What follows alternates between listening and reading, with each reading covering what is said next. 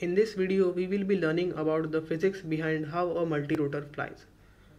So few attributes of a multi-rotor drone. The first one is that it has multiple rotors and it produces the thrust required using these motors.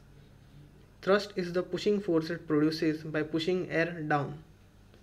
Another special property of such a drone is that it can take off vertically, so it does not require any runway like that in an aeroplane.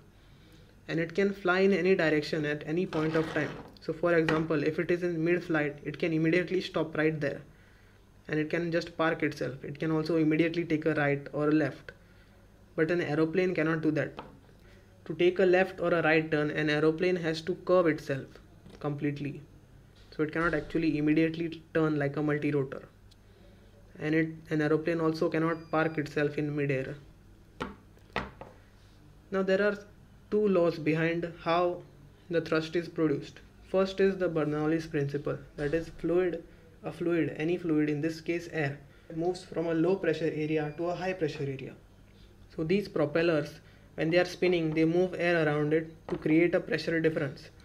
So air is sucked into the propellers due to this pressure difference.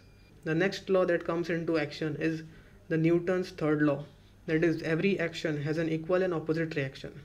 When the drone produces thrust, it pushes air down, and because of that downward push, it experiences the opposite reflected action, that is the lift.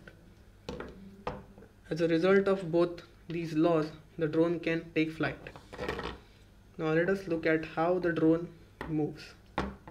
So first we will see the arrangement of these motors. Two diagonally opposite motors spin in the same direction. So in this case, these two are spinning counterclockwise while these two are spinning in clockwise direction. This is done because every motor produces an overall thrust in its direction of spin. So if in case this one had a single motor spinning in clockwise, so this one motor spinning in clockwise direction will create a torque which will cause the entire drone to spin in that direction. So because two motors are actually spinning in opposite directions, the torque of two motors gets cancelled out, and therefore we have four of them, two cancelling out the other two.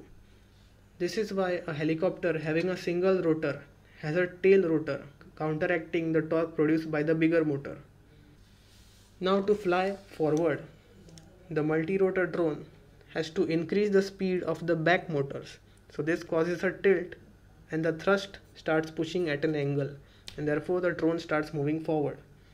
Similarly, it can go backward by increasing the thrust of the front two motors. Just like that, left and right operates in the same way. Now there is another action the drone can do. It is called as yaw. So it basically means rotating the drone while remaining flat. So how does that happen? As we have mentioned before, the diagonally two motors spin in the same direction while the other two spin in the opposite. But if we were to increase the speed of two diagonal motors, this will eventually increase the torque more than what these can cancel out, and therefore the entire drone will start spinning. So we can actually use this issue at our advantage to rotate the drone. An interesting fact about a multi-rotor cannot fly in space because there is no air in space, and therefore these two laws do not have much effect in space. So that means that the rotors will just keep spinning in space and do nothing. So that is it about multi-rotor physics in this video. In the next upcoming videos, we will be talking about how to select the parts to build a multi-rotor for your own.